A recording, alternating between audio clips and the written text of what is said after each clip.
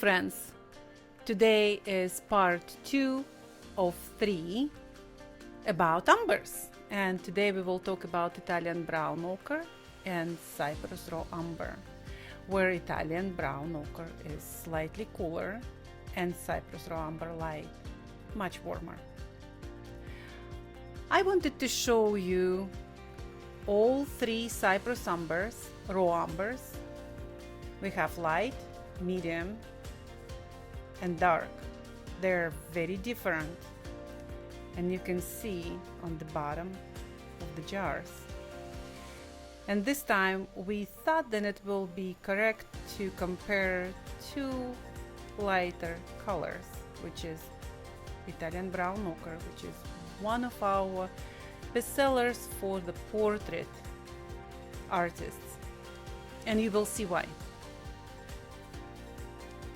Italian brown ochre is pigment from Italy, from Verona. Italian brown ochre contains or is derived from the mineral goethite, which is an iron oxide mineral. This is the same mineral that is often found in yellow ochres as well as umber. In this particular case, the iron oxide mineral is absolutely permanent, and we know this because yellow ochres and umbers as well as brown ochres have been used for thousands of years in art. If you will look our first program, where on both umbers I added bodied oil, and because umbers are notorious about sinking in this case for brown ochre I didn't add bodied oil, so here will be only aged refined linseed oil. And this will explain why brown ochre will look more fluffy than any other umber. The brown ochre, of course, has clay content, which gives it much less density, and that's why it will appear to be fluffier or lighter than some of the other pigments like the umber here. As in previous videos, on the left side I will show you the color what I just ground for you, and on right side color from the tube. You can see that it is, of course, better ground because we do it on 3-roll mills, but nevertheless it's very easy to make by hand. Here again we're showing the color straight from the tube, and this is pigment brown 7, which is the same color index number for raw umbers.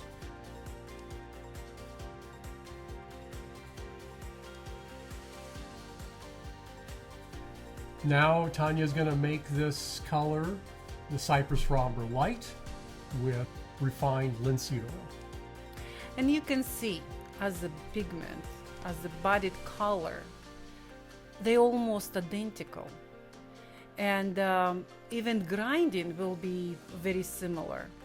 But in this case I will make not only with aged refined linseed oil, but again, as with all umbers what we have in natural pigments, we will add a little bit of bodied oil.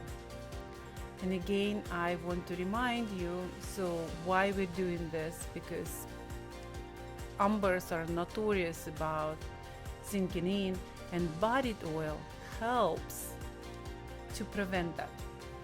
Yeah, the bodied oil, or what some people know as stand oil, has larger polymers since it's been heat treated to be thicker, and as a result it helps to prevent some of that sinking in because it has better holdout, so that if you have an absorbent substrate, the lighter oils like the refined oils will tend to be absorbed in the substrate below the paint layer, hence causing that sinking in and resulting in matte surfaces. But with bodied oil, it tends to hold that oil out and helps to maintain the sheen that is on that paint film. And like in first videos, of course, it's very easy to overshoot with bodied oil, so it's why I did the same here. I added a little bit more pigment And again on left side, which we ground just now, and on right side will be color from the tube.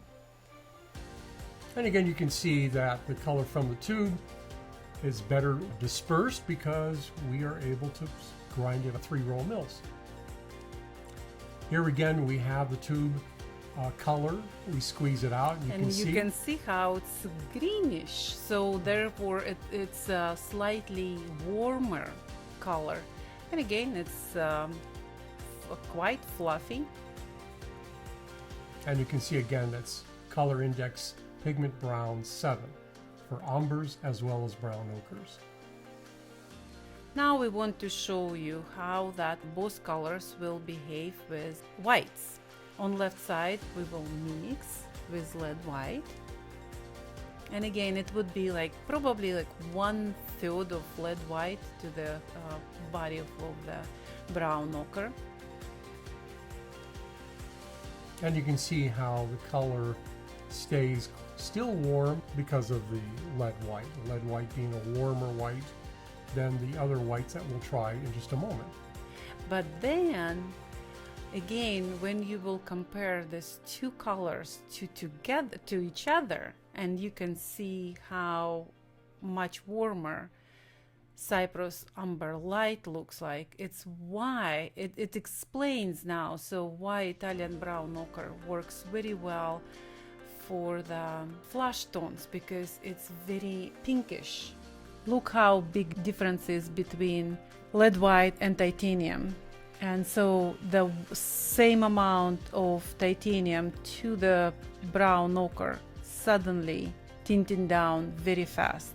Many people ask, what's the difference between the brown ochre or any kind of ochre and umbers? Well, the main difference is that umbers contain a small amount of manganese oxide. Manganese oxide, or the mineral pyrolusite, is black. So black added to a yellow ochre either makes it a little bit greenish, hence the green types of umber, or it darkens it.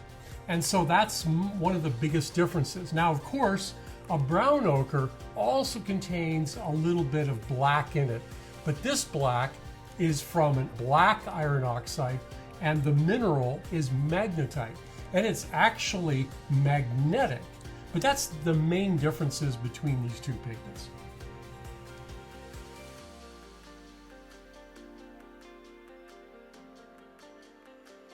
Now let's look on raw umber light.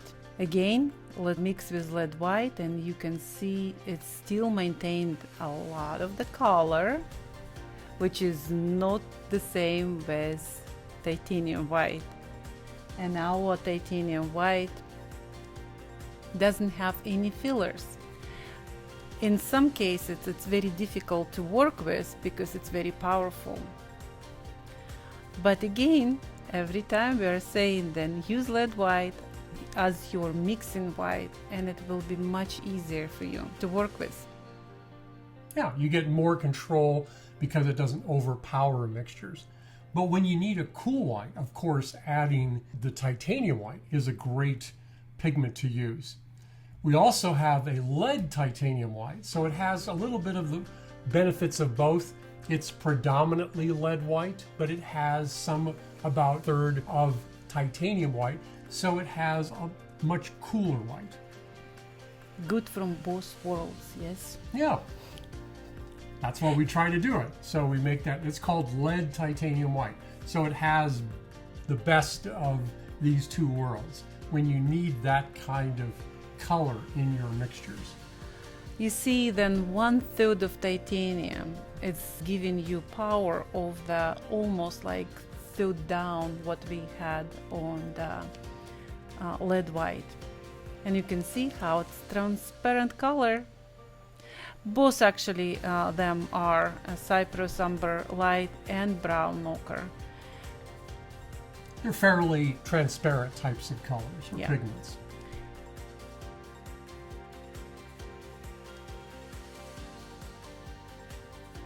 Now let's compare two of these colors together, and you can see how Italian brown ochre is slightly reddish, where the Cyprus Umber light is more greenish.